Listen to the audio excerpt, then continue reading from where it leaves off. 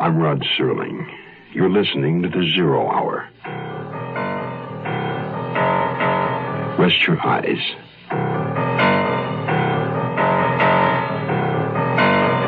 Exercise your imagination.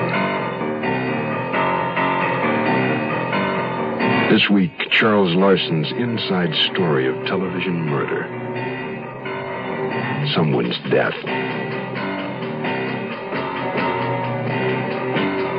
Starring George Kennedy, Joyce Bulifant,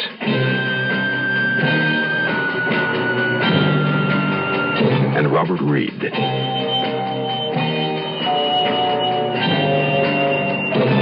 In Elliot Lewis's production of The Zero Hour.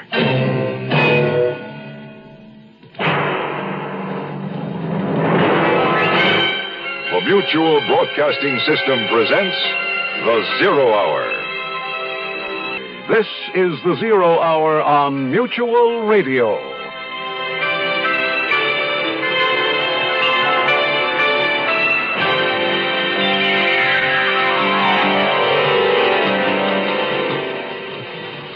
This week, our story revolves around the make-believe world of television. We'll meet Nils Frederick Blixen, a middle-aged man married to his craft, producing television shows. He's preparing a new detective series called Stag at Bay, in which his star will have exactly 1/2 hour each week to solve a fictional crime. Nils Frederick Blixen, a veteran of the industry, is breaking in a new casting director, Joanna Redfern. Young, bright, aggressive. A woman more prideful of her liberated status than of her shocking red hair. Their problem is to cast the role of co-star in the upcoming series, strictly a matter of choice. It would have been easy if it hadn't been for one unexpected, intangible fact. Someone's death. The fact is, it was murder. Our story, Someone's Death, begins. He lay on his stomach under the oak like a spy, with his hands shading his eyes and a reversed blue baseball cap spread over the back of his neck. He was black, tall, 6'5" in his stocking feet, a former basketball player. Several woodworms had been caught in the blood that matted the base of his skull. He'd been shot at close range, the bullet burrowing upward through the back of his head. He was quite thoroughly, vengefully murdered.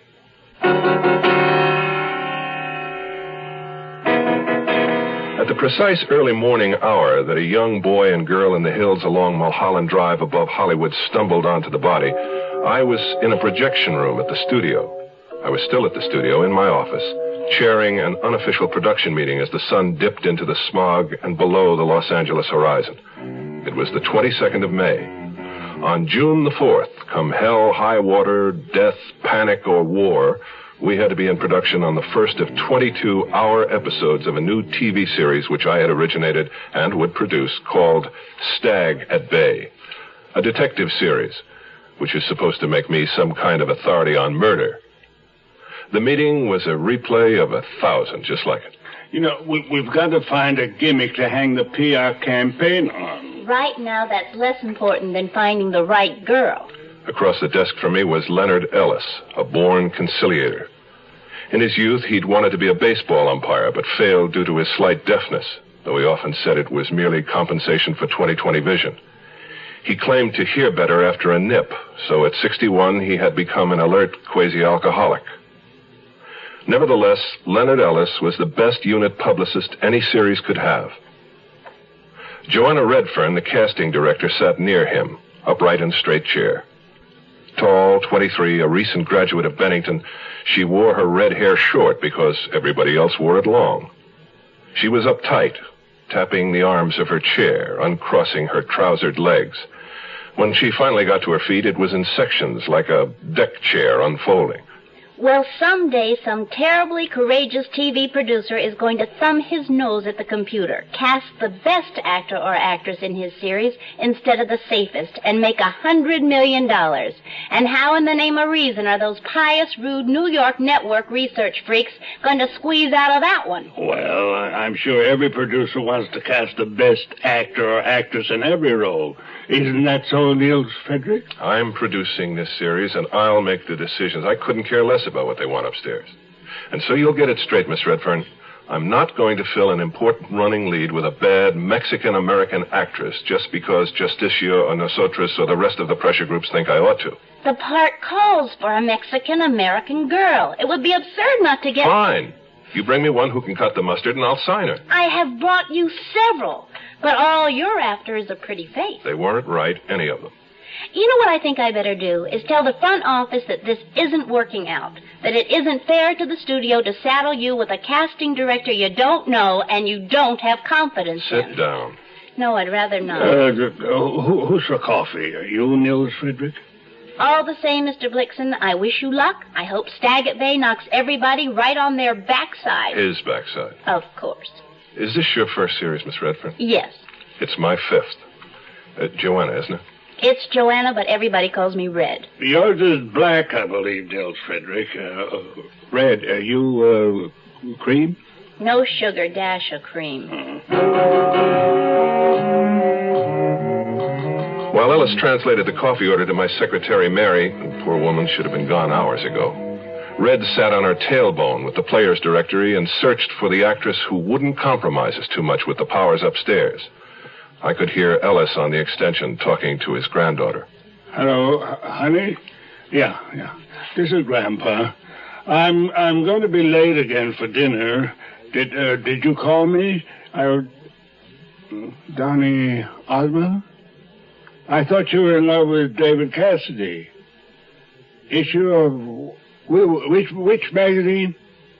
Oh. Anything with Donnie's picture on the cover. Yeah, I'll find one. I won't be too late. Bye-bye, sweet. Donnie's woman? Donnie needs her. She assured me last spring that Bobby Sherman needed her. Well, that's when she was a kid of 13. But now she knows what love is. Red, where did you meet Ellis's granddaughter? Oh, I've known Heidi for years. We're neighbors. You're kidding. No one in Hollywood has neighbors. Oh, Red and I live in the same... what do you call it, Red? Fourplex? Over under Long Prairie. It's a nice area. I love it. Yeah, they still dig their heels in about blacks, though. In this enlightened day and age? Yeah, you bet. In this day and age... I'm sorry, Red. Why? Did I walk into something? Well, what happened at the neighborly fourplex? Nothing happened. Yeah, right. Nothing. That, Tempest in a teapot. Come on, tell me. Might springboard a script. No script. Just I had a black friend, somebody objected. Anonymous letters, you know. So what did you do about it, Red? Kissed him goodnight on the lawn after that. Didn't want anybody to miss anything. That's a good girl. Oh, here she is. Now, just look at this picture if you want to see one sweet actress. Now, I know she won't do. You're after a beauty. This girl looks like 10 cents worth of cat meat. Yeah. She's got an interesting face. You mean ugly? True. You know Clifford Odette's Country Girl? Of course I know it. Do you think I'm illiterate? Well, how do you think the woman ought to be played? Mother Earth? Okay. I saw Isabel Chavez do Country Girl in Spanish in East L.A. a month ago, and I thought I'd die. This was a woman you could believe anything about. When the husband tells the director she was Miss Mexico, you believe. When he says she tried suicide, you believe that. You believe. Oh, nuts. I watched her, Joanna Redfern, Miss Clumsy of the Year, knock over a 7-foot-tall philodendron plant. While Ellis and I helped her prop it up again, she was tossing the plant's upper tendrils over the automatic fire extinguisher pipes in the ceiling, which caused her to split her shirt and dislodge an abstract of some English soccer players when she fell in exhaustion against the wall. Oh, shoot. Yet, like the young Hepburn, she was so secure in her ungainliness that it projected itself as a kind of high-born grace. I felt I'd never been stuck with a more aggravating girl in my life. I did all that in one take. Will you sit down, Red? Forget the plant. Just sit down. I'm sorry. I shouldn't have shouted. You certainly shouldn't have. Ellis, see if Mary fell in the coffee pot out there and drowned, will you? Yeah. Mary. Oh, dear. Oh, sorry. I didn't know you were right at the door about to knock. Here, let me help you. Joanna. Oh, Oh, me, yeah? Oh, I get so used to being called Red. Yeah. What is it, Mary? Well, I hate to interrupt, but I've got a message for Joanna. Who is it? Tell him to hold the line. We'll be through here in a minute. Well, actually, they're right outside. Look, Mary, if it's some agent... They're not agents, exactly. Well, who are they exactly? Bill collectors, men from Mars, what? No, they're policemen. Policeman, this is a private eye show. Tell them we're not casting men in blue. Right, Nils Frederick? You don't understand. They're... Well, come on, Mary. They're what? detectives. Detectives. And they want to talk to me? Yes. What about? They said it's something about a murder.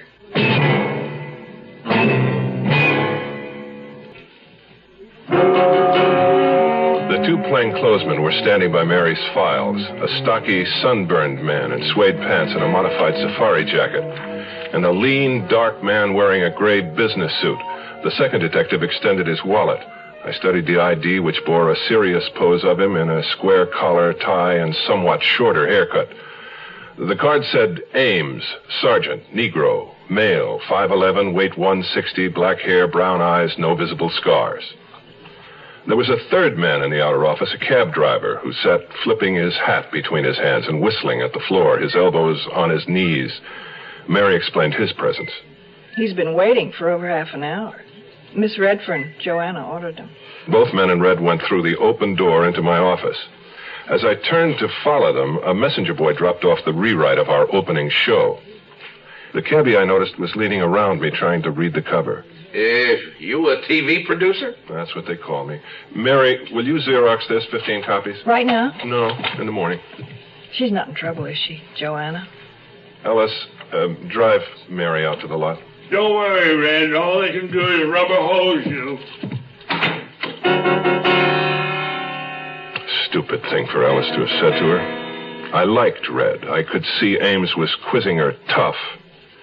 Whether they resented it or not, I was going to go in. The cabbie was stretching his neck to try and see into the room. I closed the door. The last time you saw him was... Is this private? It's up to the young lady. They know about Daniel and me. Daniel? The black friend I mentioned, Dan Gladstone, apparently he's been in some kind of accident. Oh? 2 weeks. You haven't seen Mr. Gladstone since roughly the 8th of May, then? No, I haven't, or longer. Why not? I don't know what you mean. You were fairly close friends, weren't you, Miss Redfern? We were friends. I don't know how close. Were you engaged? No. Didn't Gladstone give you a ring sometime in February? It was a joke. It came out of a penny candy jar. Excuse me. But what kind of accident was this? He was shot in the back of the head. Shot? Daniel, And no accident.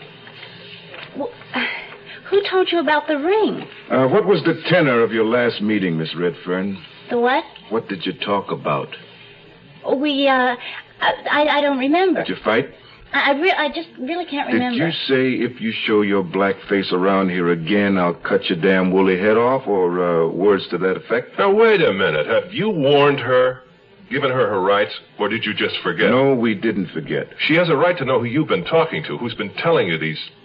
Do you own a .22 caliber pistol, Miss Redfern? Okay, that does it. Give me an outside line.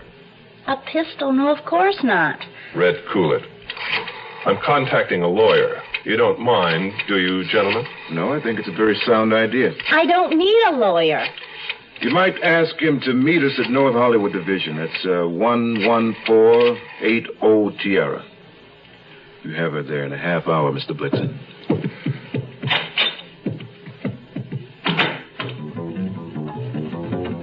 Murder on television is one thing. It's an episode. By the end of the last reel, it's solved. But I was discovering that isn't the way it really is. My guts were turning. Hello? Wade? Yes. Wade, this is Nils Frederick. Nils, what's the matter? You sound like you were canceled before you started. Wade, we've got a problem here. Oh, like what? Like a suspect for murder.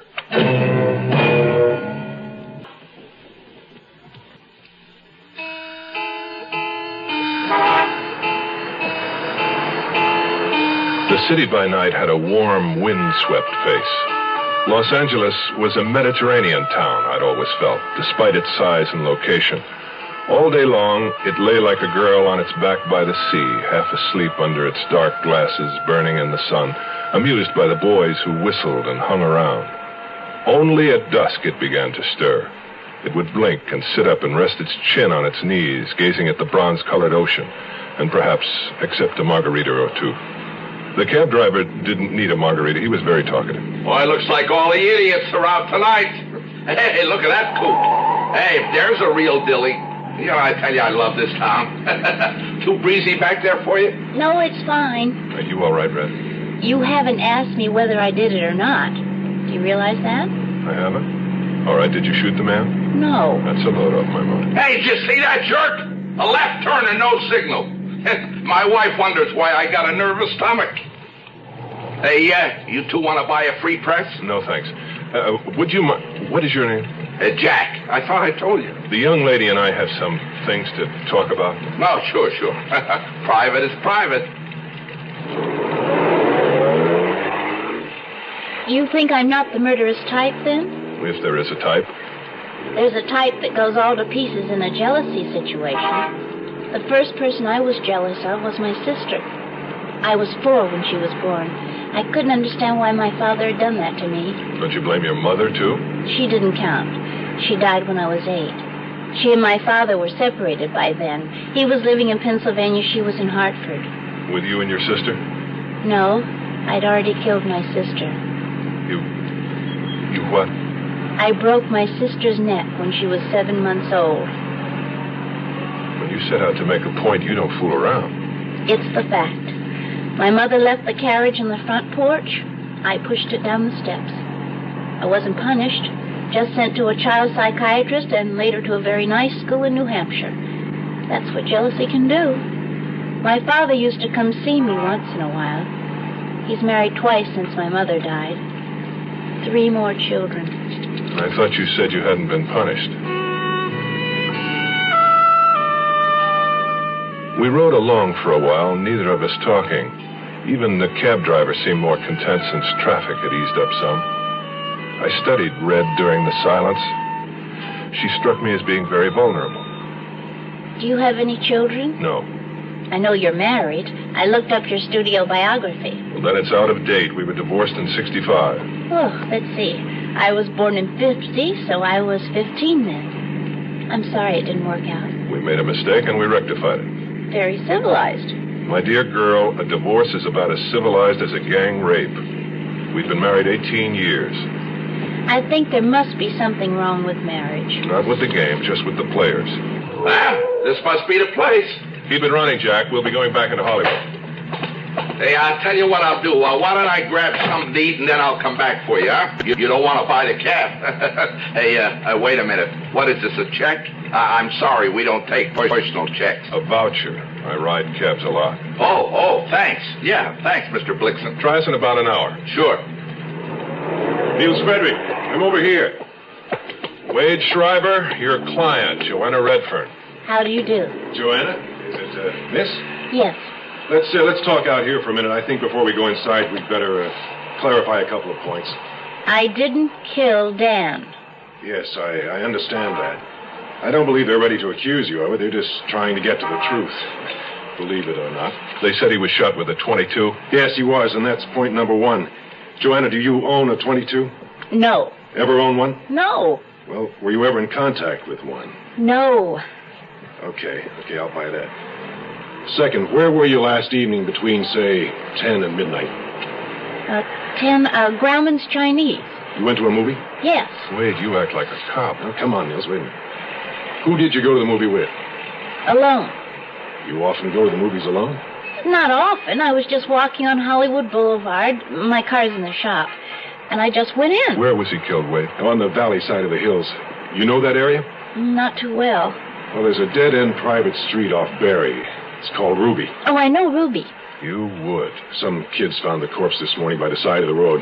Dead about 12 hours. How do you know Ruby Avenue?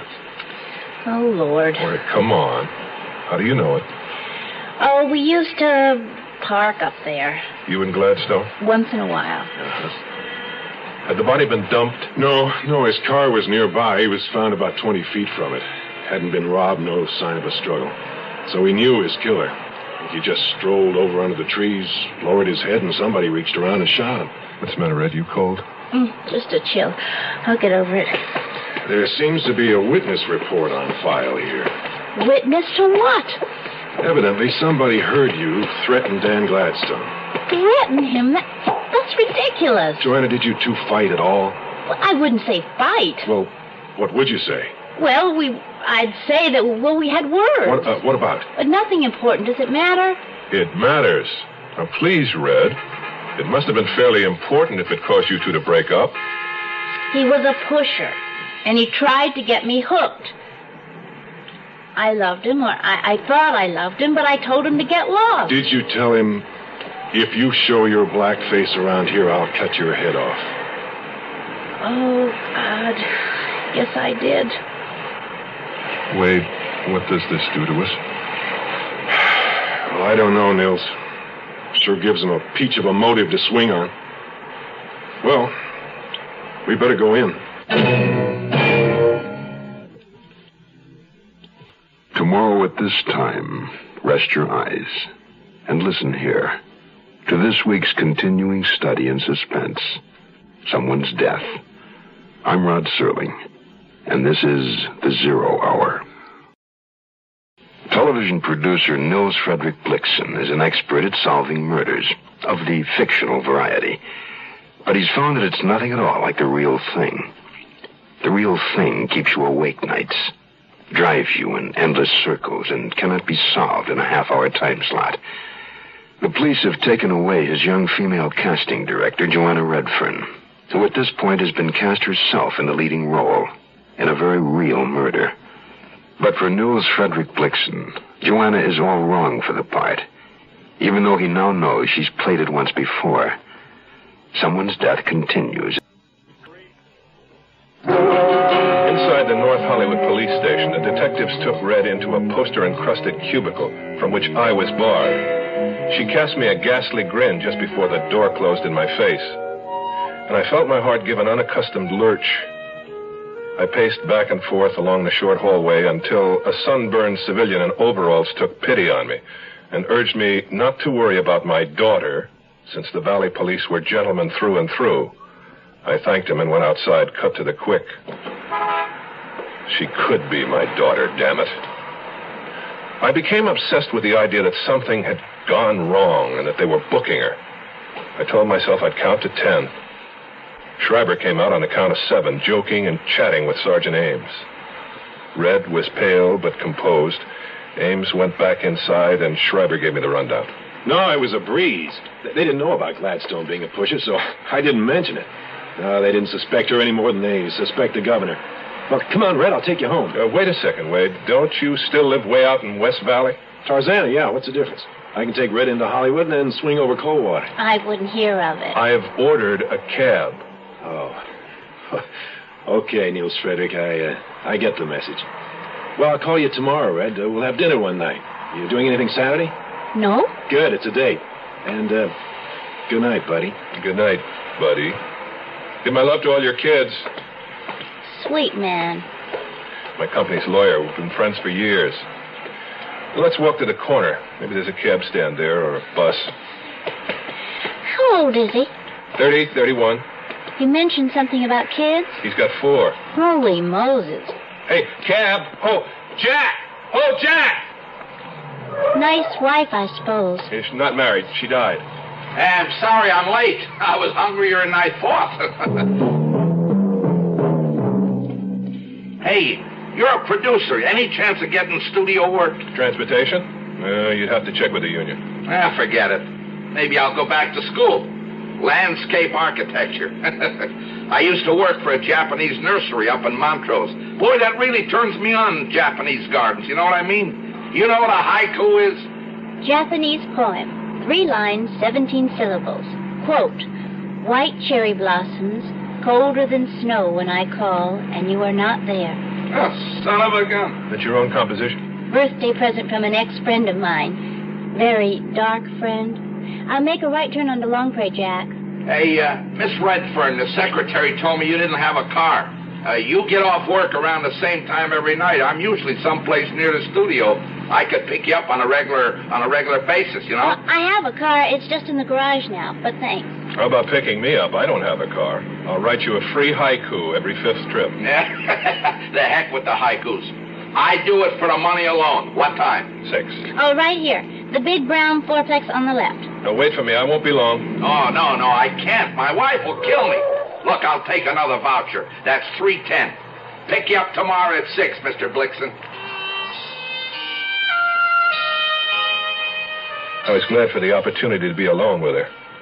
We stood on the sidewalk a moment while she gave me a rundown on the tenants in the building, pointed out where she lived, on the 2nd floor. Downstairs right was where Leonard Ellis and his granddaughter Heidi lived. Odd little girl. How odd? She never blinks, for one thing. She's 14 going on 45. I spent age 14 in tears. Maybe that's why I distrust her so much. She doesn't cry. Never needs comforting. What happened to her parents? They were both in the Army. Killed themselves. It was horrible. Ellis had to take over. He adopted her. I hinted to him once he ought to send her to an analyst. He almost hit the ceiling. She lives on comic books. Got them piled in the garage so high you can't get a car in. She's very spiritual around her grandfather. But twice now I caught her burning grasshoppers to death with a magnifying glass. She sounds like a charmer. Could Heidi have heard your argument? Was she at home that night? She's always home. She's always around. I followed Red up toward the fourplex. It was a house that only could have felt comfortable in Southern California. Curved red Spanish tiles lay on the flat roof like a matador's hat on an Iowa woman. There was a moving blur on the porch swing. She was an unmemorable girl, Heidi, half hidden behind long flaxen hair that fell to her bosom. At odd moments, she'd nudge some of the hair away from the left side of her face. I never saw the right. She wore jeans, a checkered shirt that hung out, covering her thick waistline, and painted toenails. Hi. Aren't you in bed? Oh, this is my boss, Mr. Blixen. This is Heidi. Oh, Heidi. I knew your grandfather. He works for me. Do you know Donnie Osmond? No, I'm afraid I don't. I know the Lone Ranger, though. He's a fine man. You know why the Lone Ranger and Tonto broke up? No, why? You found out what Kimosabe really meant. That's a joke, son. It's a real thigh slapper. Well, where's everybody? They're all in Boom Boom's playing cards. Did the thugs find you? They found me. Were they here? I don't know. Of course you know. You talked to them. They said you killed Dan Gladstone. Did you know Peter Lorre? Heidi, what's the trouble between you and me? Well, then, don't answer.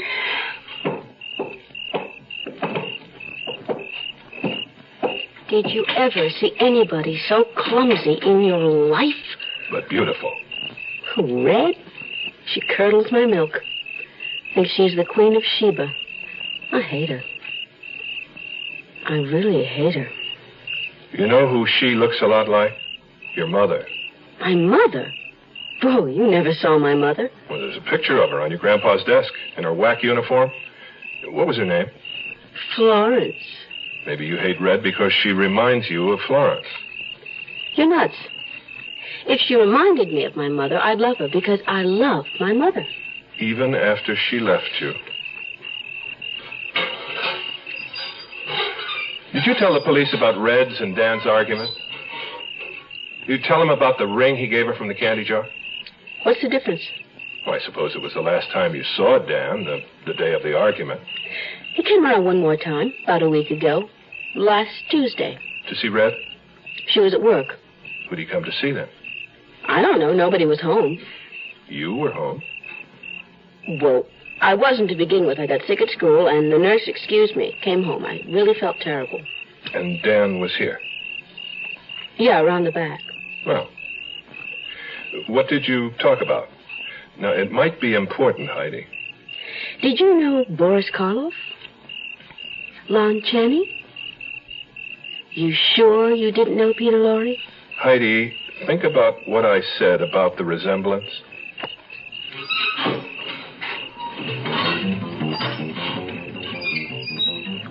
She just sat there, her arms wrapped around her body.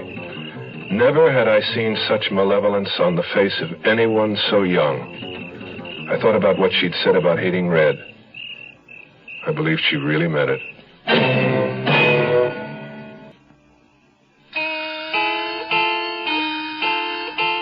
As Heidi said, everyone was in Boom Boom's apartment. Of course, it was a little tough getting in because the Hayworths, Boom Boom and her husband, Fred, leery of burglars, had put a new safety catch on the flimsy door earlier in the evening. And for a while, none of the people inside could work it. And while we waited for them to figure it out, Red gave me a rundown on whom I would meet. Boom Boom owns the building. She lives in this flat with her fifth husband, Fred, and her ex-lover, Preston Andrade. It sounds like a comfortable arrangement. They're all in their 60s now. It's more like two brothers and a sister. Then there's Phil, Boom Boom's nephew. He dropped out of high school. His father kicked him out. She took him in. A school kid. Prime customer for a pusher. Incidentally, where did you meet Dan Gladstone? Arcadia Playhouse. I saw him in a play. He was good. You'll be crazy about Boom Boom. She used to dance naked on a drum in Paris. That's how she got her name and lost her hearing. Oh, sorry, folks. Come on in. Everybody, meet my boss. Fred Hayworth, the master mechanic, was a tall, bald man in undershirt and gray pants who kept scratching nervously and had kindly, bloodshot eyes. When he offered me a cigar and I took it, he seemed startled. And all the time I was there, he didn't say a word. He left the conversation to his wife's ex-lover, Andrade, who knew me from Warner Brothers, he said, worked in wardrobe, which I should have spotted on sight from the way he dressed. Italian shoes, tight pants, a silk shirt, and a thick black toupee, gray at the temples. Phil, the nephew, was a quiet kid whose yellow hair burst from his head like the flame of a newly lighted match. Worked in a drugstore, he told me. When I asked Phil if he liked his job better than music, Andrade answered for him. Andrade seemed to answer for everyone. How did you know about Phil's music? The guitar, right? Uh-huh. His fingertips, the calluses. Add the guitar case in the corner, and I come on like an instant Sherlock Holmes. Or Saul Stagg. Who's Saul Stagg? That's his new detective. Starts on network television in the fall. Oh, Murphy's playing that. The voice came from behind me. There were two of them. Red introduced them as René Ortiz and his friend Bobby. René was a frail, heavy-headed Frenchman who powder-coated his blue chin. His friend Bobby was a lot younger, higher-strung, covered with little gifts, rings on both hands, a silver bracelet, St. Christopher's medal on a thin golden chain around his neck. Bobby, you said you knew my star, Murph Smith. Where from? Oh, around here and there, parties. The Arcadia Playhouse? Mm-hmm. But you're an actor, then? Well, theoretically. Renee doesn't like me to work. I understand Dan Gladstone belonged to the Arcadia. Oh, did he? Yes, I believe he did. I think I do remember Gladstone there. Of course, there were so many of us. I knew Danny casually. Renee spit one word out, casually, turned and whipped into the kitchen. I felt Renee's jealousy bordered on violence. Red smiled at me, took my arm, and guided me in to meet Boom Boom. And I, Nils Frederick Blixen, got drunk on Boom Boom Hayworth that night in Hollywood and never recovered. It was love at first sight.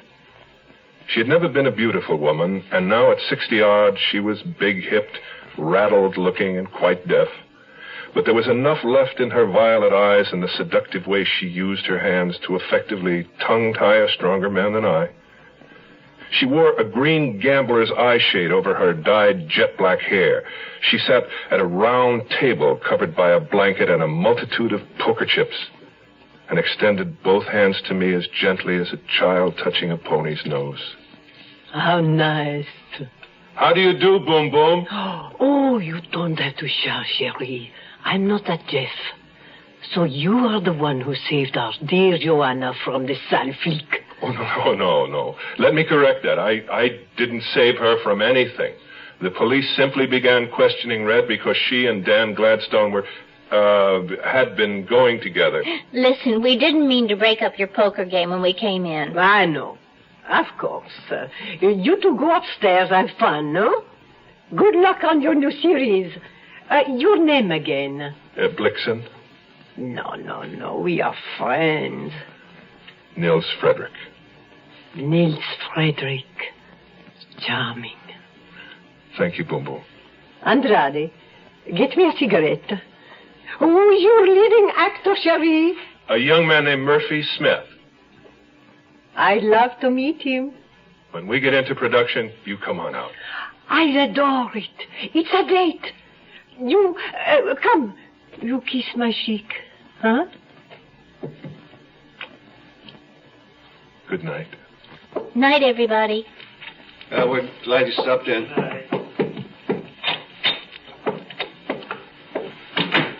Well, what'd you think? I think that Phil could have a motive if he's deeply involved with narcotics. No, I meant what did you think about Boom Boom? Oh, fantastic.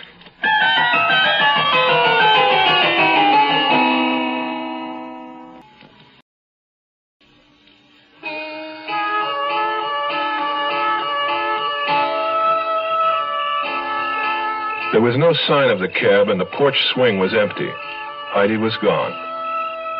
I filled my lungs with jasmine scent and then climbed to the second landing to Red's apartment.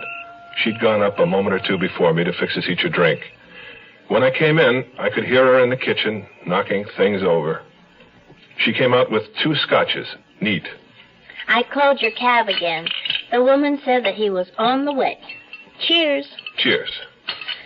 It must be awful not to have a car in this town. I don't know how you manage. Well, you were lucky not to have had one last night. Last night? Gladstone's murderer drove to and from the ambush. Your car was in the shop. Yes. Well, to be 100% candid. It wasn't in the shop. No, it was in the shop, all right. Oh, hell, they'll find out anyway. I borrowed Renee's. Naturally. It's almost as if a malignant fate were pursuing me, isn't it? Did you tell Wade Schreiber this? About malignant fate? About having Renee's car? No, I didn't. I will, though, I promise, soon as I see him. Tell me about the letter, the anonymous letter concerning you and Gladstone. What about it? It's just one of those hateful, illiterate ravings. It didn't make any sense. What did you do with it? I tore it up. Which one did it threaten, you or Gladstone? Both of us. If he ever came back again, or if you ever saw him again, is that the idea? More or less. And Gladstone did come back, and now he's dead. Well, you can't call that cause and effect, because he certainly never came back after I booted him out. Oh, but he did. When? Last Tuesday. How do you know? Heidi told me. Oh. Don't you believe her? Oh, well, let me put it this way. Heidi romanticizes. All right, indulge me. Assume she was telling the truth for once. Who would he have come to see? Boom Boom? Maybe he was crazy about Boom Boom. What'd she think of him? He was a man. She approved. Did Boom Boom's husband, what was his name, Fred, did he approve? Fred believes in letting people do as they please. Fred isn't even jealous of Andrade. Why should he have fussed about Danny? Preston Andrade isn't black. Oh, nobody around here cares about that. Jealousy isn't always justified. Remember? If you're referring to my sister, that's rotten. I'm sorry. Did you notice anything peculiar about young Phil downstairs, like his barbiturate eyes?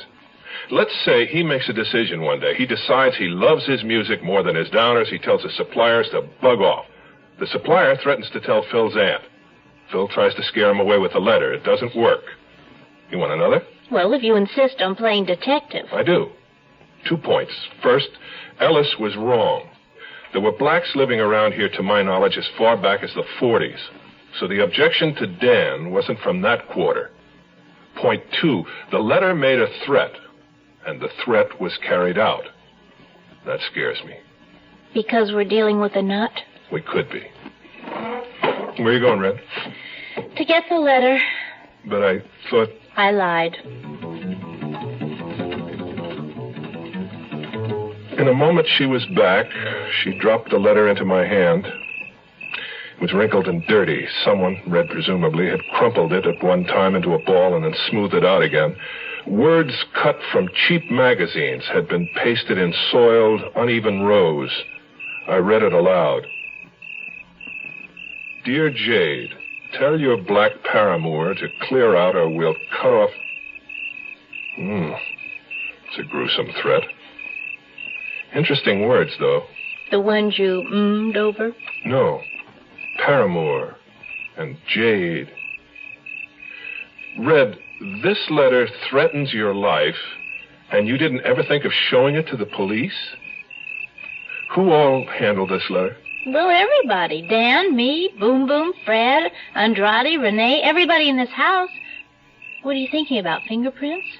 Oh, not much need to hurry on that now. I'd like to borrow it, may I? Sure. Good night. Good night, Niels Frederick. She moved forward, trod on my toe, and kissed me softly on the cheek. But as I went down the stairs, I couldn't drive from my mind the distressing realization that she had lied to the police about not having a car last night. She had lied to me about the threatening letter. And what else had she lied about? The image of her pushing her baby sister's carriage down the steps blotted everything else out. You are listening to Mutual's presentation of The Zero Hour. Tomorrow at this time, rest your eyes and listen here to this week's continuing study in suspense, someone's death.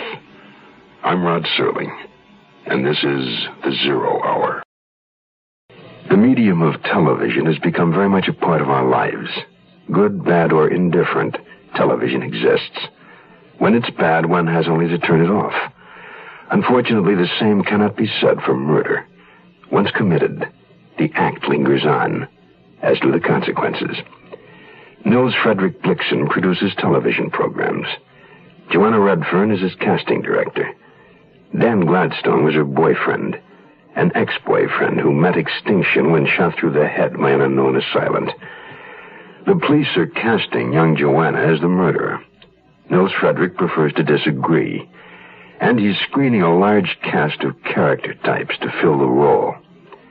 Nils Frederick Blixen. He thought he knew it all. Someone's death will continue.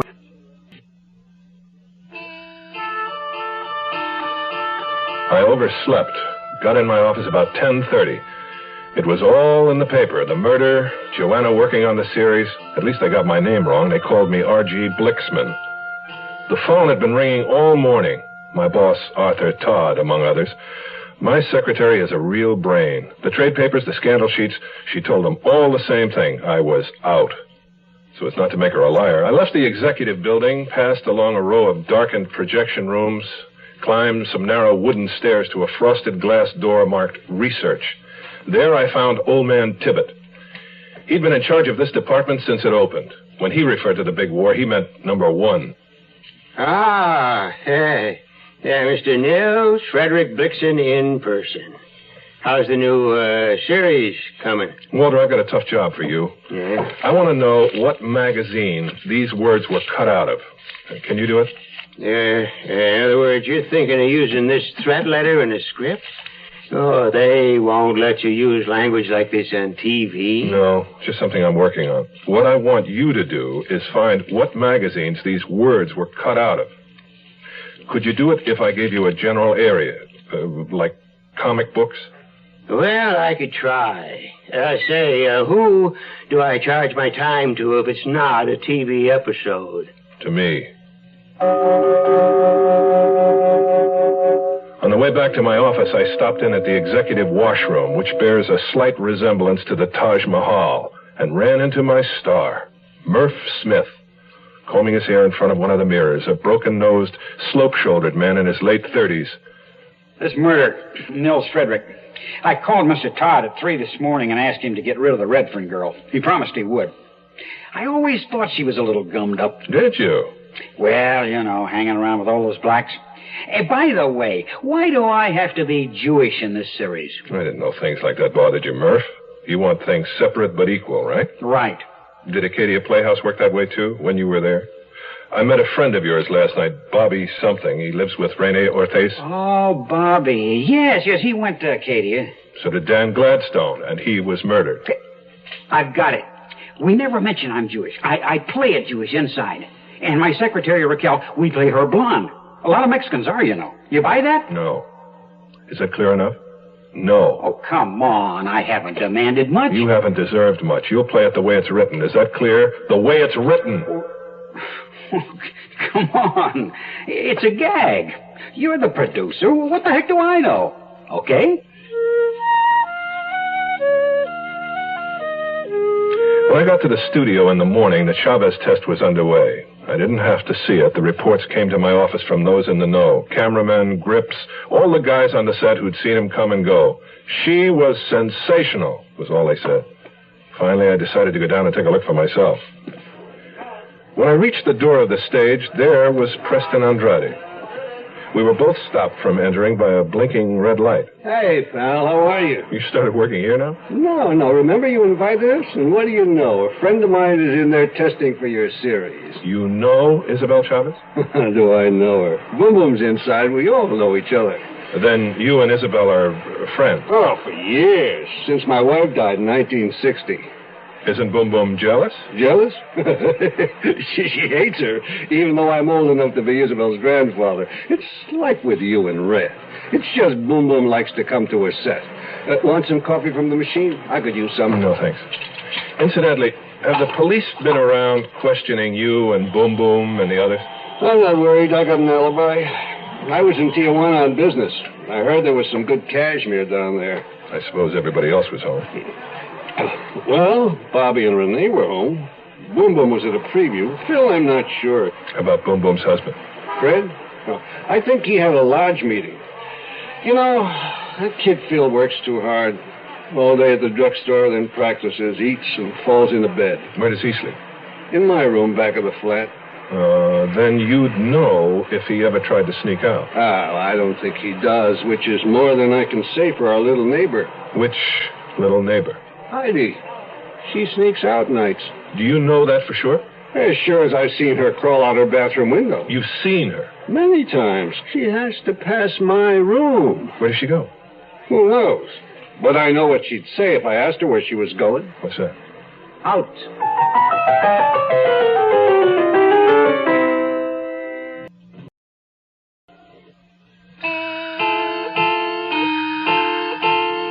I spent just long enough on stage 16 to verify that Red's actress find, Isabel Chavez, was indeed the new Cara Jurado.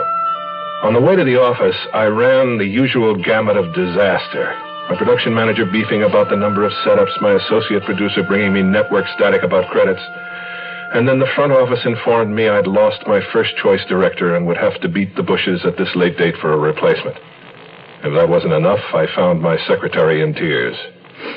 Oh, Mr. Blixen, I hate to bring my personal problems to the office. It's nothing. I mean, it's something, but it just can't be helped. Let's not talk about it. Let's. Well, it's my father. My mother called this morning from Chicago, and he's 72, and they just found out he's got cancer. I'm sorry, Mary. Would you like to go there? I just can't waltz off and leave you. Not in the beginning of the season.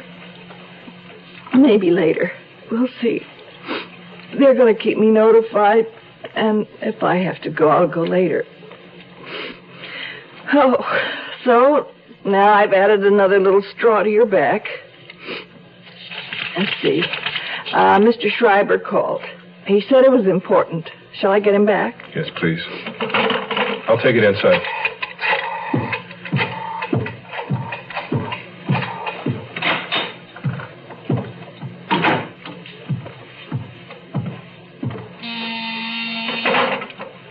Yes, Wade. Nils? Look, I've had another conversation with my friend at the North Hollywood station. Apparently, Joanna lied to them about something.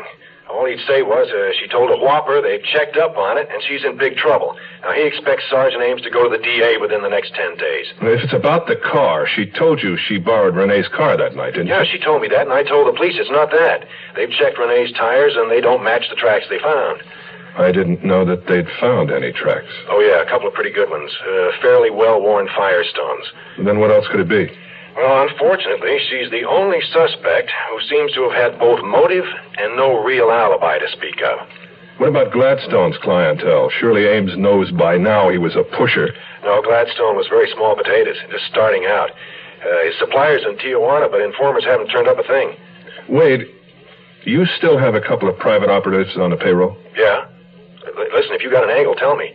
Preston Andrade. He said he was in Tijuana the night of the murder buying cashmere. Now, there's nothing easier to check out. So, what's your point? I don't know. I'm fishing.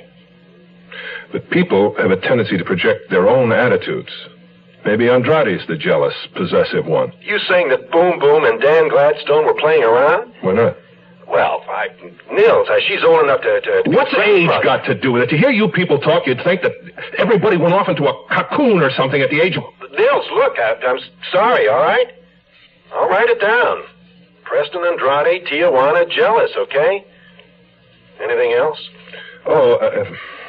Andrade's wife died in 1960. I want to know how. Wife, how? And as long as we're reconfirming alibis, find out if Renee and Bobby were really both home on the night of the murder. Motive, jealousy again. Renee, Bobby, both home. Okay, go on. Phil? The kid isn't a suspect. He uses downers. More than occasionally. Question who supplied him. Suppose he wanted out, and his source wouldn't leave him alone. And I'd also like to know why he left Hollywood High. Phil, Holly High. Okay. And I don't know if Heidi can drive a car. Nils, is there anybody you don't suspect? Certainly. Red. Monday morning, a series went before the cameras with more problems than I care to recount. And my neck stuck out to here for having signed Isabel Chavez. Not to mention my star, Murph Smith's charming acceptance of his leading lady. I am not going to work with that fat-headed cholo. No way ever. I want that human Frightway out of my series. I'm the star. I'm getting out. He was an overpaid employee of NFB Productions, and he'd honor his commitment or answer in court, and that's what I told him. We were only a half a day behind schedule at the end of the first day's shooting, and I was badly in need of a drink. Mary was not in the office. She's probably down in the ladies' room. She'd been doing a lot of crying lately. So I had to look for the whiskey myself. I found it where she'd filed it, under W. And I was walking into my office in search of a glass. Wade Schreiber was stretched out on my couch, his arm over his face. I made that 2 glasses. Might as well give me the bad news. I can read it all over you. Well, if there's one rule a lawyer's trained to live by, it's never get personally involved with a client. Red's in trouble. Nothing a miracle wouldn't cure. Well, if you're going to tell me, tell me. All right, Nils. Brace yourself. You know the .22 that was used to kill Gladstone? They found it? Not yet.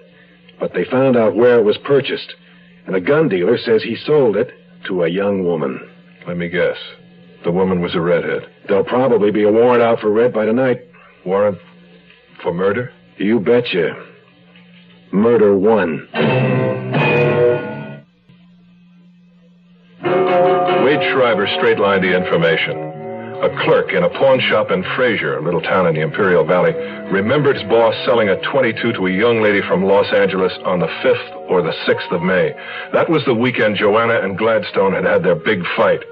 The 6th was also the Sunday Joanna had told the police, when she just got into her car and drove through the Imperial Valley. Yeah, if the guy can identify Joanna's picture, they'll have her. They won't have anything except a girl who bought a gun in a moment of fear and panic, probably to defend herself with. Yeah, that's what I like about you, Nils, an unbiased opinion. Have you told Joanna? I would if I could find her, but I can't. I think she's run out. Well, the police know where she is. She's their chief suspect. They must have a tail on her. Your TV detective would have a tail on. A real policeman can't afford those luxuries. Well, she's got to be around. Maybe she went to the beach. What, in this weather? Come on, Nils. Doesn't Boom Boom know where she is? No, and no sign of Boom Boom either. No sign of anybody. Except Ellis' granddaughter. Heidi? Andrade tells me that Heidi's been sneaking out of the house at night. Heidi hates Red with a blind passion. Red reminds her of her mother. Suggesting what? That she's trying to get even for the dirty trick her mother pulled on her? Nils, this is a child we're talking about. Children hate and sometimes kill. Where would you expect to see the word paramour in print?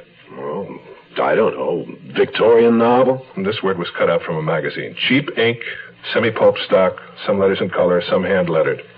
Who are today's Victorians, today's adolescents? And what do adolescents read? Comic books. There were comic books piled to the ceiling in that garage, but anybody in the fourplex could have gotten to them. And you can't be absolutely positive the words were cut out of those comic books. Well, I'm working on it.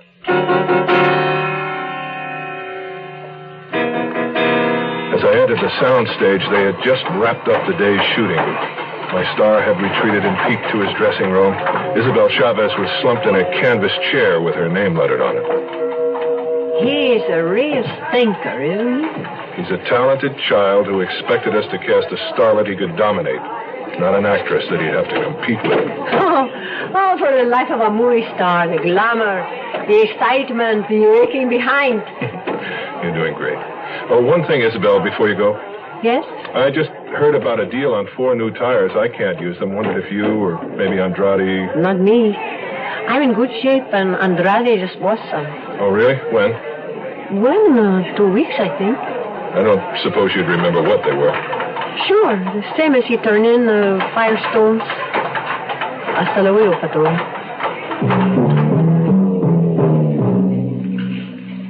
It had begun to rain. Ellis was coming toward me across the lot. He was drunk, weaving drunk, as though he'd been wandering, not sure of where he was. He kept widening his eyes in an effort to focus. We stopped under an overhang. Hey, how are you? Mary said you wanted to see me. Red's in trouble, Leonard. She's going to be arrested. I need a drink. You're going to choke eventually on that poison. Oh, what's the difference? Who'd even notice I was gone? Heidi. Come on, Leonard. Let's get back to the office. Heidi doesn't give a tinker's damn about anybody but herself. Her mother's daughter. The bad seed. I know it. Question is, where did her mother get it? Not from my side of the family. Never was a murder on the other side till her. It doesn't matter what your priest thinks, my friend. Suicide is not murder. Who told you about my daughter? Matter of fact, Red did. She tell you she killed herself? She said that Florence and her husband were a double suicide. Yeah? Florence shot her husband in the head after dinner one night and then stuck the gun in her own mouth and pulled the trigger. Her birthday was June the 3rd. She would have been 38 years old yesterday. Oh. Now you know why the old sot started drinking last night and kept it up and up and up.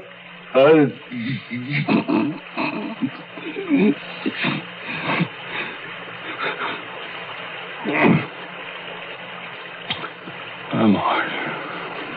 All right. Don't worry.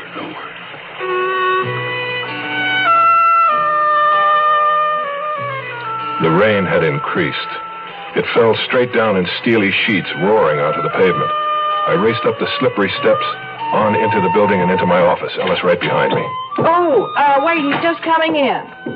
Mary seemed suddenly flustered. She was on the phone, jiggling it to get her party back. Jack was there, waiting to drive me home.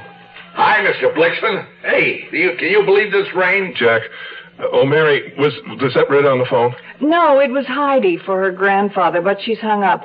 Leonard, she wants to know if you're coming home. Mary, give me your file key. Come on. The bottle's empty. I threw it out. Mary, I want the key. The bar's closed, Leonard.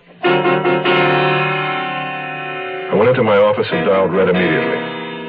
No answer. I put the phone back in its cradle, vaguely conscious of the conversation from my outer office. Mary was on the phone talking to Heidi, something about whether or not Ellis would be coming home for dinner. Heidi, your grandfather says you go ahead, fix yourself a TV dinner, and then he'll eat when he gets there. I saw him lunge for the phone, but the connection had already been broken. Why don't you let me talk to her? Leonard, you're too drunk. Now sober up before you go out. Here, have some black coffee. Mary was right. He was drunk.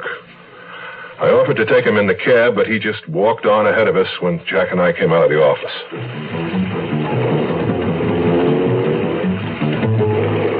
I told Jack to take me to Red's apartment. The only thing I could hope for was that I'd find her there. I wasn't in the mood for conversation. Hey, I made one up for her. A haiku for Miss Redfern. You want to hear it? Listen to this. Snowman on the hill, melting in the springtime sun. That's me when you smile. That's nice, Jack. Nice. You kidding? It's lousy. No, not at all. Not lousy at all. I know exactly what you mean. Exactly. And I did. Exactly. Snowman on the hill, melting in the springtime sun. That's me when you smile. There was no smile when we got to Red's place. There were police cars, flares, and barricades. More units? Any units in the area to 16,000 DeLong Bridge. A cop in the street was waving for us to drive on. I told Jack to go back to the corner and wait for me. And I changed my mind when I realized that all of the excitement was at Ellis' apartment. There was no way to make out a voucher in the downpour, so I dug out a $5 bill, paid Jack, and sent him away. Sergeant Ames? Oh, Blixen. Where's Miss Redfern? In custody. She's been booked for this murder, too. This murder? In 2 minutes, I had the story. Detectives Ames and Griswold had been second and third to see the body. Red was first. They found her standing over it. Heidi Ellis was dead, murdered, and Heidi's blood was all over Red's hands.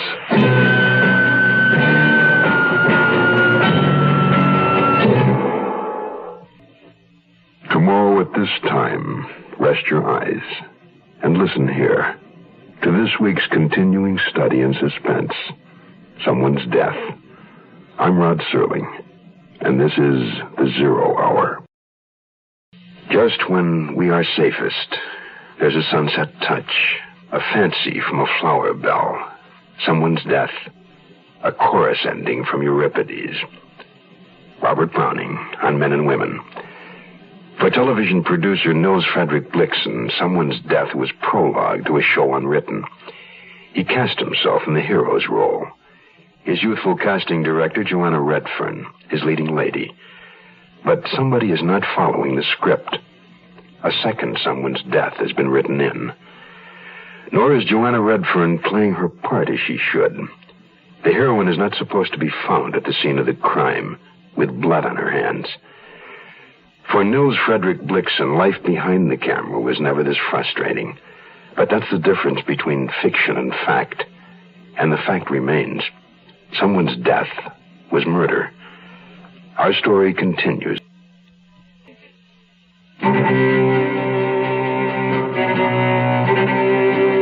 One would have thought, seeing Heidi, that she'd fallen asleep over her book. She'd been struck twice in the face by a sharp instrument with a long blade, probably an axe. The murderer may have been splashed, probably had been. An examination would show traces of blood in the trap under the kitchen sink where he or she had washed. No one in the fourplex had heard a sound. The murder weapon was nowhere to be seen. I stood in the doorway and watched a police car drive Red away, the face in the window blurred by rain. Sergeant Ames, I want Miss Redfern's attorney notified. He has been. Did you know the child that was killed? Child. Tragic child. My God. Her grandfather get home? No, he didn't. When did this happen? We found her about 10 minutes to 7. She hadn't been dead long. I know. How do you know? My secretary spoke to her. Why don't you come back inside, Mr. Blixen?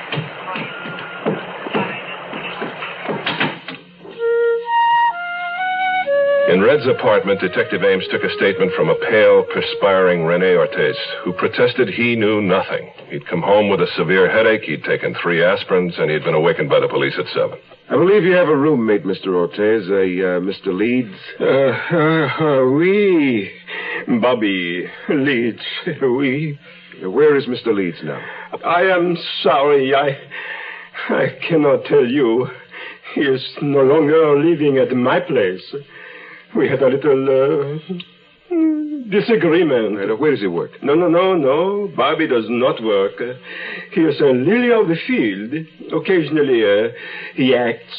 You might say he is a mimic, a female impressionist. Okay. Thank you, Mr. Ortiz. You may go. Oh, and send up the boy, Phil Waters, will you? Oui. Incidentally, Mr. Blixen, you said the little girl called your office tonight. At what time was that? About 6:30, I should guess. I had looked at my watch at 6:25, and my secretary said Heidi had called a little before that, and then she phoned back about 6:30. And you spoke to the child at that time? My secretary spoke to her. Your secretary's name and address, Mr. Blixen? Miss Mary McGrath, 400 Willow Way, and that's in Glendale. Uh-huh. Would Miss McGrath be familiar with the little girl's voice? Absolutely. They'd spoken to each other many times. On the telephone, On and off the telephone. There's no way she could be fooled, not even by a professional mimic like a female impersonator? Well, my secretary certainly didn't say anything. It was Heidi's voice as far as she was concerned. And that's all I can go on. May I ask one question? Certainly. Do you have the murder weapon? Nope. Then why have you arrested Miss Redfern? Well, Miss Redfern stated she arrived home at approximately 6:45. She said she noticed the Ellis door open slightly, called to Heidi, got no answer, and walked in. Now, we came along a few minutes later, heard someone cry out. Miss Redfern was standing over the body with blood on her hands. Schreiber picked me up the next morning to go see Red where they were holding her at the Sybil Brand Facility for Women. Oh, in my opinion, Nils, they would have been better to concentrate on tying her to the Gladstone murder. Now they have to show a connection between Gladstone and Heidi, and I don't think they're going to be able to do that. Is that your good news for the day? Well, it's a try. What are you dragging your heels about? Get her off the Gladstone murder. She bought a gun. Well, let him do a ballistics test on it. Nils, Frederick, I'm afraid there's a bit of a hitch there. What do you mean? You see, the other day when your boss Todd had Red fired, she went home, got in her newly repaired car, drove down to the pier, and took the boat trip to Catalina. And threw the gun overboard. Yes, that's right. It's at the bottom of the ocean. Nobody will ever find it.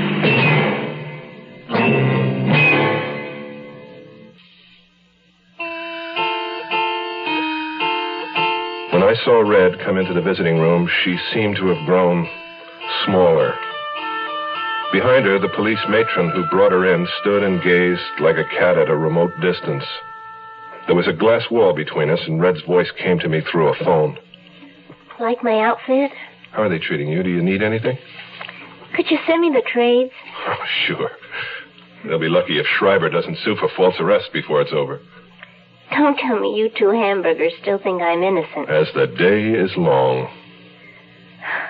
There's never a Kleenex around when you want one. How's Leonard Ellis? Leonard, I don't know. The police tell me he's been hospitalized. They found him in some bar, told him about Heidi, and he began to get severe chest pains. The poor guy. All right, I'll check into it. Red, did you notice anything out of the ordinary before you went into Ellis' apartment last night? Just the door was open. Was that usual? Well, it was never open. They were all burglar freaks. They hear them every night. There are enough locks and chains and bolts to outfit a dungeon on every door. Our time was up. The matron was approaching. I told Red I'd be back. She put her hand on the glass, palm flat, and I rested my palm on the other side against hers as though we were touching. I left the building. By the time I got back to the studio, I didn't think anything was worth too much. There was a strange secretary in my office. Took me a moment or two to remember that last night at the office, just before Jack and I had stepped out into the rain, Mary had told me she was flying out in the morning to Chicago to see her sick father. I smiled at the new secretary. She had the heat turned up and her coat over her shoulders, but none of it seemed to warm her in the least. I picked up all my messages from her desk, including one from Tiverton Research. It read, "The threatening letter, the words were cut out of Star Eyes Comics, April 15th, 1972 issue. Good man, Tibbet." I spent the next 10 minutes on the phone. Good Samaritan Hospital to check on Leonard Ellis. Learned nothing, except that he was in intensive care. Hung up and got a call from Ames. Blixen? Yes.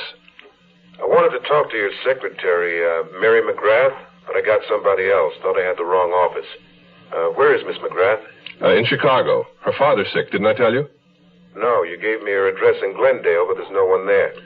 Oh, I'm sorry. I was pretty shook up last night. I've got the number right here. Just a minute. 427-3099. I don't remember the area code. I'll get it, thanks. I spent the day at my desk going over all of the scripts that were ready to shoot. It was 5 o'clock when I got another call from Sergeant Ames. We called the number you gave us in Chicago for your secretary, Miss McGrath. She wasn't there. Well, her father's very ill. She might have been at the hospital. Nope. Called a couple of her friends as well. No sign of her. So we went to the airline at L.A. here. She never got on the plane. Hey, Mr. Blixen? I'm here. I'm trying to find an explanation. She was very close to her father. She told me he was dying. Well, he passed away at noon, Chicago time. Well, I'd better notify missing persons. I hung up and sat thinking about Mary and the two deaths that had already occurred. Mary? How could she be involved? Was I losing my sanity? Was there a straight line through Dan Gladstone, Heidi, Mary? Where would it end? And with whom?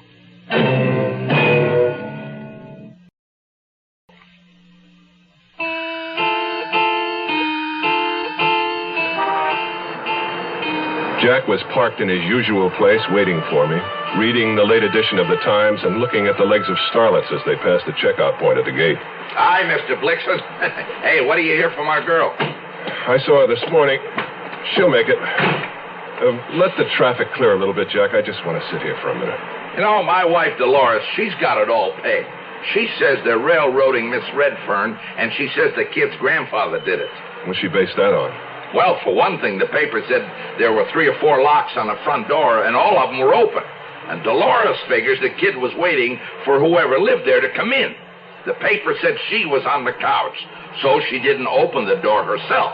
The locks were off, and the guy came right in. Unless he picked the locks first. Hey, you can't pick a lock without making some kind of noise. Oh, but it was raining. That might have covered it. Hey, what's the matter? Don't you want the old man to be guilty? Something like that. Besides, he left the studio at the same time we did last night, 6:30 or thereabouts. He couldn't have gotten to the apartment, killed the girl, and split before Red arrived. But when did she... About 6:45. Well, it'd be tight, but I think he could make it. In 15 minutes? I don't know. I have to run it myself. Do it. Do it now. I want to go over there anyhow. All right. You time it, but wait till I get out of the lot. Hey, I feel like Mario Andrade. Now, who's going to pay the fine if the cops stop me? They'd better not stop you. I hope you're right.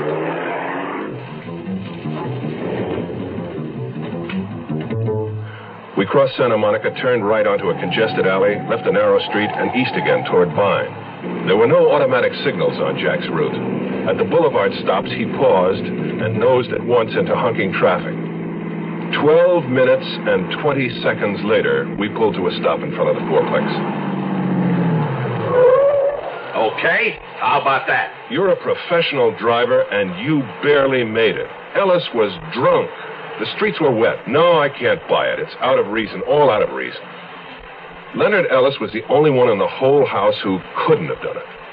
Except, of course, Miss Redfern, maybe? Yeah, that's true. You better not wait, Jack. I want to pick up something from the garage, and no idea how long I'll be. I'll see you tomorrow. Yeah, right. On the walk, Boom Boom, wearing shapeless coveralls and a pith helmet, was using a small hand hoe to replant one of the rain-shattered rose bushes.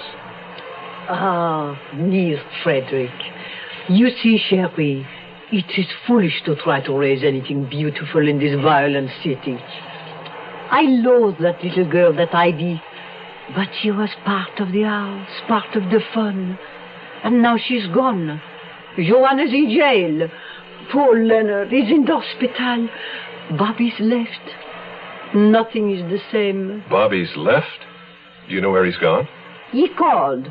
Want to know about the funeral. He's living with another boy in La Cañada. I want to ask you a favor. I understand Heidi kept a number of magazines, comic books, in the garage. Oh, too many. I was going to call the trash man. Well, before you do, I'd like to go through them, if I may. Bon chance then, Sherry. As I walked along the root-buckled driveway, I could hear Phil practicing. He was home. I paused under the ground floor window to listen. It's not bad, huh? It was Boom Boom's husband, Fred, pushing through the screened back door, coming down the warp steps with a glass of wine in each hand. He looked curiously clownish in wide, baggy pants, a gray undershirt, and loose carpet slippers. And that's how I pegged him, a quiet clown. Compliments of the house, Mr. Blixen. Thank you, Mr. Hayworth. I didn't want either of you to go to any trouble. It's Fred, and you're a guest. And guests are no trouble to Boom Boom. They're the breath of life. Drink it. She makes it. That's very good. Boom Boom says you want to look through the comic books in the garage, huh? Come on, I'll help you.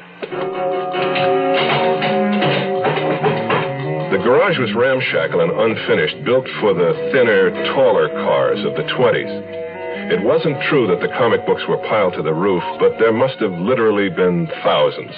Stacked along both side walls and the rear, some loose, some tied in uneven bundles, some torn and old, some recent. Which one you looking for? Star Eyes, April 15th, 1972. Star Eyes. We tackled it from opposite sides, restacking as we went. Halfway through the first pile, I thought I heard footsteps outside. It sounded like someone paused outside the garage near the heavy raised door, perhaps to watch and listen. Fred, engrossed in the search, hadn't noticed. I swallowed the last of the wine, and I drifted toward the entrance. I looked casually down the drive and into the rear yard and along the porch. There was no one there. And the guitar practicing had ceased. I'm up to March. April 1st, 8th, April 15th. Here it is. Good. Let me see it. Fred, you see these holes in the pages? Now, I say that Heidi cut the words out of this magazine for the threatening letter she sent to Red. But the writer threatened to kill Dan Gladstone. I know Heidi was a weirdo, but she wouldn't have killed nobody. She could drive. She could have been out of the house that night. Mr. Blixen, if you tell the police all this, you know what they're going to think? No, what? Well, if Red figured out that Heidi killed her great love, and if she came out here and found the magazine and put two and two together like you just did, couldn't the police say that was enough motive for her to kill Heidi? Fred Hayworth wasn't a clown. I was. There was no answer I could give him. I just walked away. At 4:30 in the morning, I gave up the idea of sleep, and I stepped onto my balcony to wait for sunrise. At 8:30, I was in Walter Tibbetts' office in research, seated at the chrome desk under the cobwebs, comparing my mutilated copy of Star Eyes with the whole one that he had.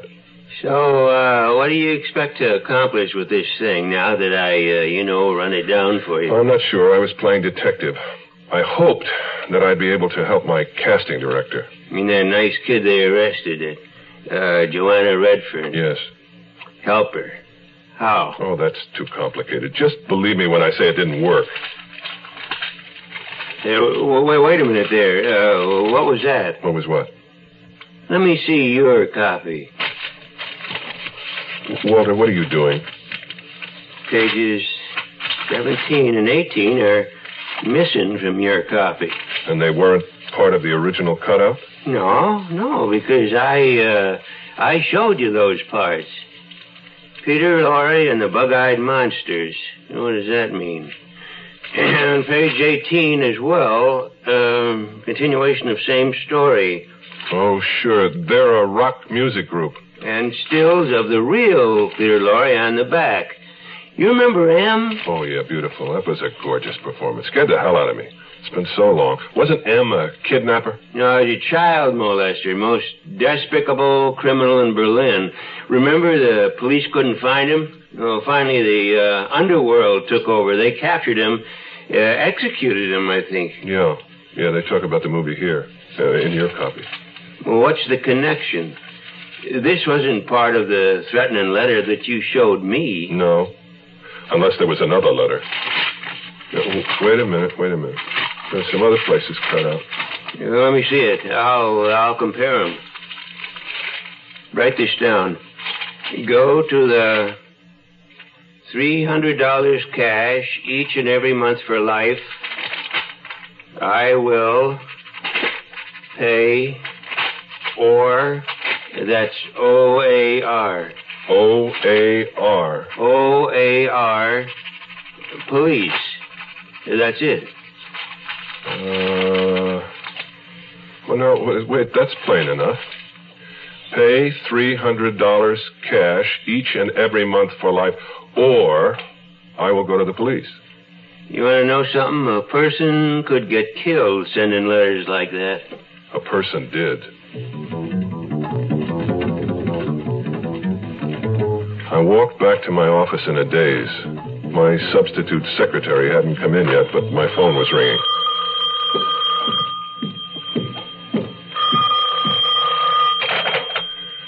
Blixen here.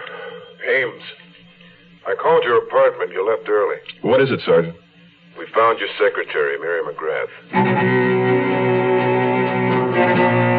The bullet, fired at close range, had entered her left eye near the nose, shattered the back of the skull, and spent itself inches short of the kitchen drain board. The brackish odor of death permeated the small house from end to end. According to the deputy coroner, she had been dead for approximately 40 hours. Tomorrow at this time, rest your eyes and listen here to this week's continuing study in suspense, Someone's Death. I'm Rod Serling, and this is The Zero Hour. As a producer of TV murder mysteries, Nils Frederick Blixen is cognizant of a formula. It goes something like this. A murder is committed and someone innocent accused. The viewer is introduced to several suspects and fed a steady diet of red herrings. One by one, the suspects are eliminated through lack of motive or a substantiated alibi. Finally, the real killer is exposed, and everyone lives happily ever after until next week. But Nils Frederick Blixen has found himself in the middle of a mystery he's been unable to predict, let alone solve.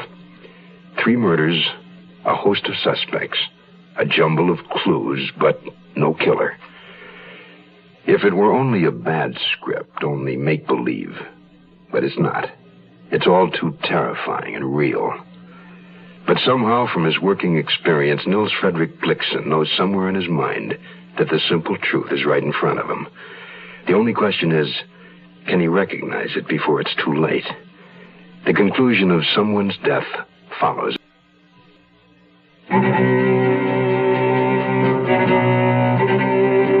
Mary McGrath murdered, victim number 3. In the bedroom of her small home, the police found a partially packed red and black suitcase, a round-trip airplane ticket to Chicago, and 10 $20 traveler's checks, but no murder weapon. By 1:30 in the afternoon, the authorities had finished their examination of the house and grounds, and the body had been removed to the morgue. Detectives continued to question residents along both sides of Willow Way, a steep, pretty street on the Glendale edge of Montrose, just off of Highway 2, the main route to La Cañada. When I met Ames at the morgue, he was fit to be tied. She was dead when my men checked the place yesterday, but none of them bothered to look in the kitchen window. I'm going to hold a few seminars on comprehensive investigation.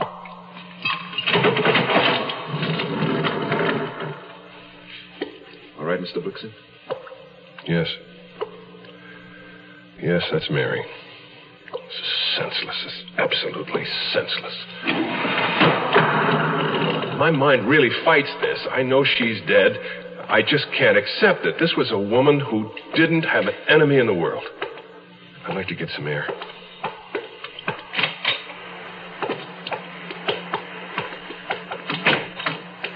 Oh, feel better? No. Yeah, thanks. Tell me, Sergeant, had Mary been sexually attacked or robbed? No. I don't understand it. Well, she was shot with a .22. Same gun that killed Gladstone. What? Well, then, that clears Red. Is that so? Why? Well, she's in custody, that's why. Oh, different fingers could pull the same trigger at different times, couldn't they? In any case, she's still being held on a double charge. It wasn't a .22 that killed Heidi. No, it wasn't. And that's got to be one of the weakest points of your case against her. Oh, really? Since when has an axe been a woman's weapon? Oh, since about Lizzie Borden. Oh, my God. Haven't you ever shaken hands with Red? I doubt if she could lift an axe, much less... Look, Mr. Blixen, we don't know that an axe was used in the Ellis case. It was an axe-like weapon. That could be pruning shears or a hatchet or a small hand hoe. Now, I'll be honest with you. Heidi Ellis died of shock and loss of blood. The wounds themselves weren't deep. A woman might easily have made them, even a weak woman.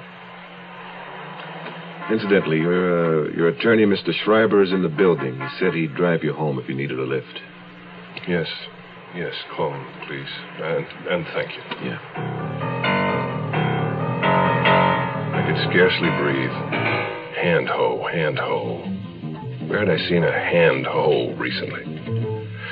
I was barely aware of getting into the car with Wade Schreiber. Homebound traffic had begun to clog the freeways. Wade wanted to take the surface streets. I said anything was okay with me. Anything. You look beat, Nils. It's been one of those days.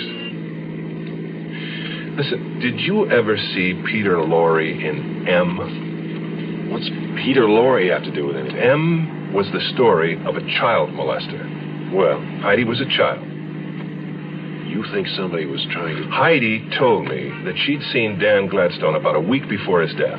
She'd left school in the middle of the afternoon, not feeling well. And Gladstone, she wouldn't tell me what he wanted or what he did.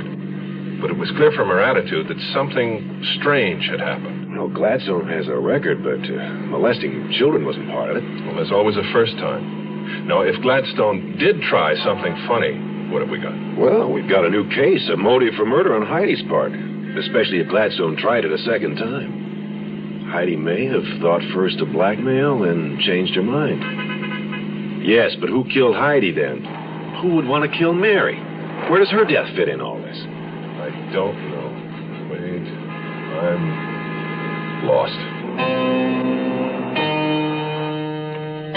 Red was innocent, I knew it. But there were 3 people dead. What were we missing?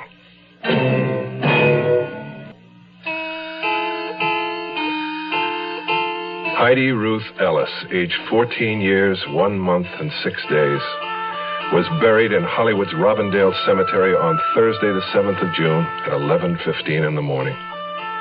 It had begun to drizzle shortly before 9, but the cemetery officials had prudently erected a canvas canopy over the small open grave during the night, and both the ground and the mourners remained dry. I recognized the pallbearers, Bobby Leeds and Rene Ortiz, solemn, still not speaking. Fred Hayworth in an ancient black suit and pearl gray cowboy hat. Preston Andrade, the only man beside Wade Schreiber who wept openly. And Phil Waters. Surprisingly, only 2 women were present. Bum Bum Hayworth, looking like an ill gypsy, and a stout, pleasant-faced lady in a hooded raincoat who reminded me vaguely of Mary. As the young priest's comfortless voice droned on, I became aware that Wade Schreiber had left my side. I eased backward onto the wet grass and ascended the slope to join him.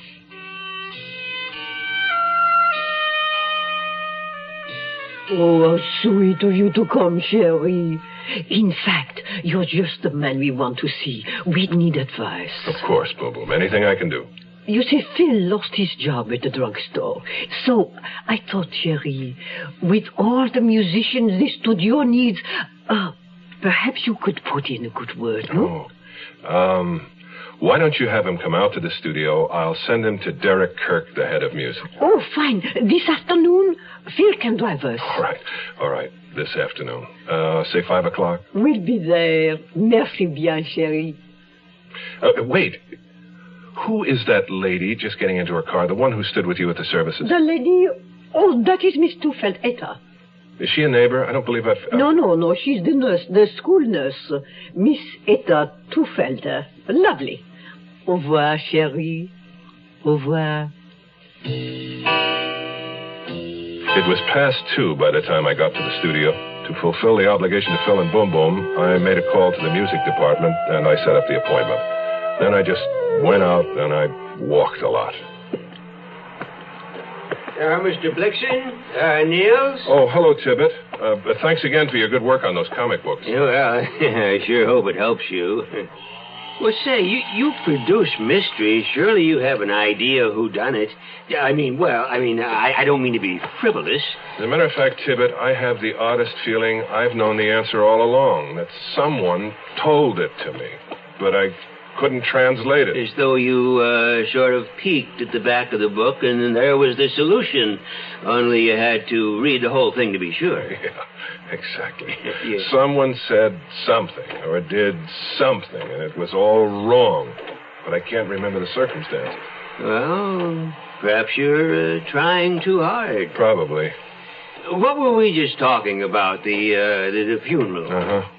What does the word funeral suggest to you? Hillsides. And hillsides?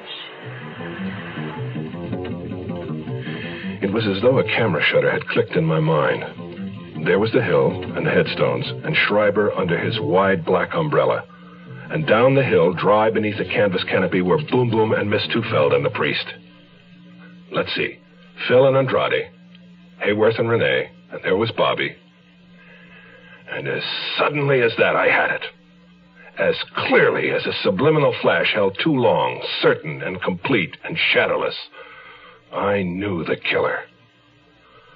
Sickened, I closed my eyes and thought, no, my God, no.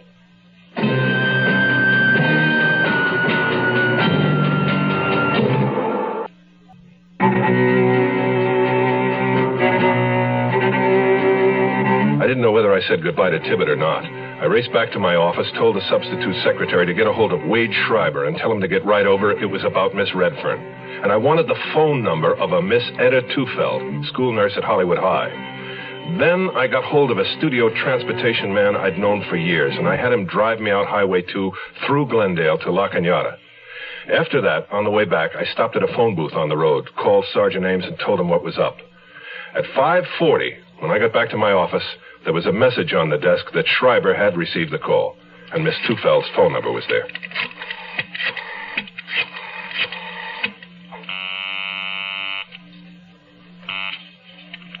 Hello? Miss Tufeld, this is Nils Frederick Blixen. You probably don't know my name. Oh, indeed I do, Mr. Blixen. You were at the cemetery today. Mrs. Hayworth pointed you out to me. Miss Tufeld, I need some information about Heidi Ellis's movements last May 15th. Now, that was a school day, a Tuesday. Heidi told me she'd reported sick to you and that you'd sent her home. Tuesday, yes. Yes, I remember. I certainly did send her home. At about what time? Do you recall? Yes. That would have been about 1:30. I thanked her.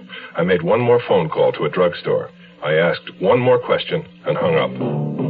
And then just sat there, idly moving a herd of ceramic hippos around my desk. Then I involuntarily got up, walked to the door, and opened it. In my outer office, Boom Boom and Fred, still in their funeral finery, were on the couch reading the trade papers while their nephew Phil stood braced sadly against the hall jamb like an abandoned dress dummy. They had come by to report on Phil's job interview with the music department. I invited them in and scrounged up soft drinks without ice. Mon chéri, you are fidgety. Why is this? Miss Redfern's going to be released. She's innocent. Oh, the police suspect someone else, then? They do now. Of which murder? Of all three. The same person committed all three. And you know who it is? I know. You see, the thing that threw everybody off was that Gladstone was killed first. That was a mistake. Heidi was the threat. Sherry, the little girl. Think back to the 15th of May. Heidi got sick, came home from school. Nobody was home, right? Then Heidi said Dan Gladstone came by. But she didn't tell anyone about a third person who was at the house that afternoon, a child molester. No. Gladstone was in the back somewhere, probably near the garage. He may have heard Heidi call out. In any event, he came around front and possibly saw what was going on. It's a sure thing the molester saw him and ran. Heidi knew the man? She knew him. And she knew how to make him bleed. She'd seen the effect of one anonymous letter on Red and Gladstone, so she decided to send another. She cut out an article about a fictional child molester called M and mailed it. When the man got the letter, he assumed Gladstone had sent it. It wasn't hard to get Gladstone up on the hill and kill him. Just leave a message with his landlady that Red wanted to meet him in their favorite spot, something like that. And then a gun, one shot, and M was safe. Except a day later, another anonymous letter arrived. And this one asked for $300 a month for life. And he knew it was Heidi he had to kill. He called her. He probably told her he wanted to discuss terms. She unlocked the door and she let him in. Oh, but to kill her with an axe? Oh, no, he didn't. He probably used a pair of pruning shears or a small handhold, like the one you were using in the roses, Boom Boom. But Dan Gladstone must have seen the other car when he goes up to Ruby Drive. Didn't he notice? It was the kind of a car that no one ever suspects. Driven by someone everybody talks to and nobody notices.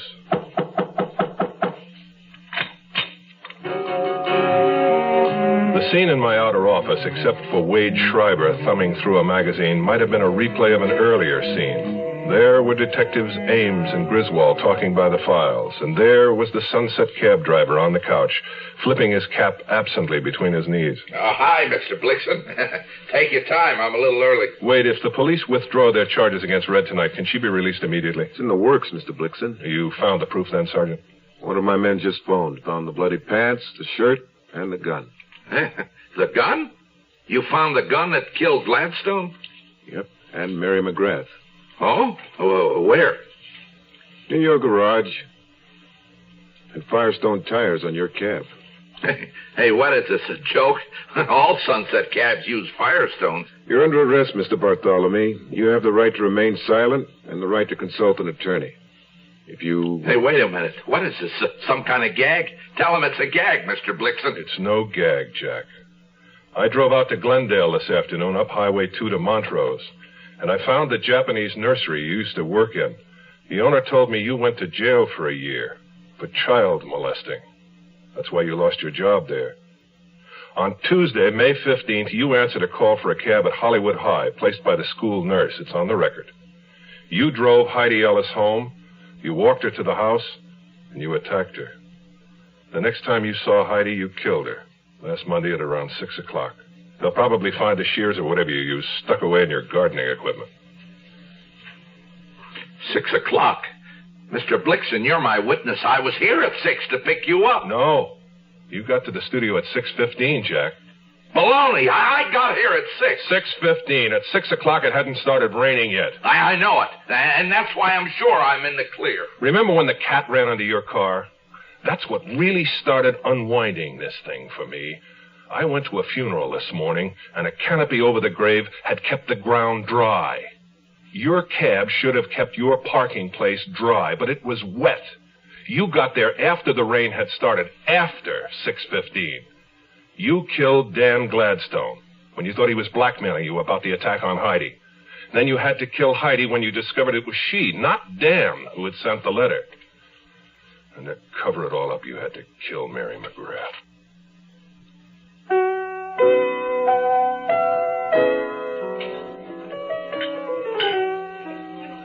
Well, it was all put together.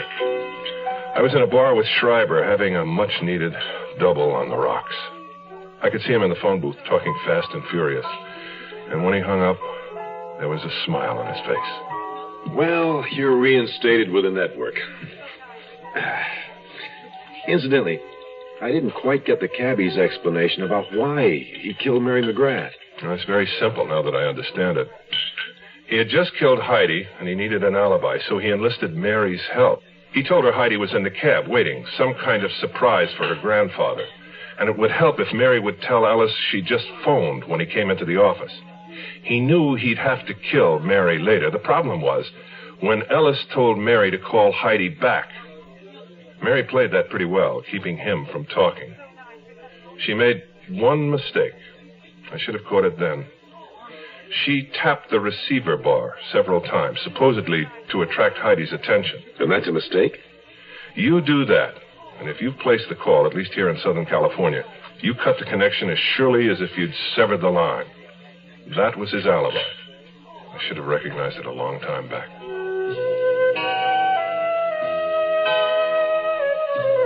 Joanna Redfern was released from custody the 8th of June. She was back to work 3 days later. The studio calmed down, and so did I, except for one thing. When Red came sweeping into my office, as usual, she knocked over an ashtray and she bumped her knee on the sofa. She threw her arms around my neck. She kissed me on the forehead, on the nose, on the mouth, and on both eyes. Oh, good grief, I love you. Did I ever tell you that? Will you marry me, Red? No. We can go. No. Who is it, then? Wade? I love Wade, but it's certainly not Wade. I'm not going to marry anybody. You can't love both of us and not marry anybody. That's absolutely ridiculous. Why? I don't see why I can't love 1,000 people. I do. I will. I'm still young. Bye, darling, and thanks for saving my life. A kiss on my forehead, and she swept out of the room, still as inaccessible as an alpine flower. I sat down and I took all the little ceramic hippos on my desk and arranged them into a broken heart. But I was smiling with love at my age.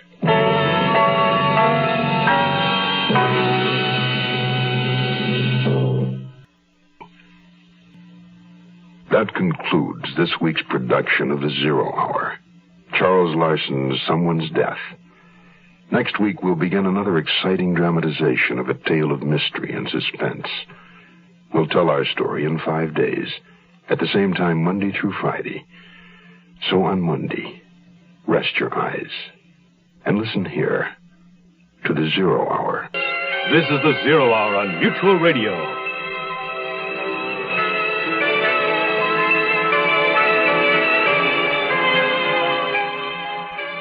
You have been listening to The Zero Hour, a presentation of the Mutual Broadcasting System in association with Hollywood Radio Theater, heard every weekday at this time. Rod Serling is your host. Zero Hour is produced and directed by Elliott Lewis. The Hollywood Radio Theater theme was played by Ferranti and Teicher. Hugh Douglas speaking. Tune in Monday, and once again, rest your eyes and listen here to The Zero Hour.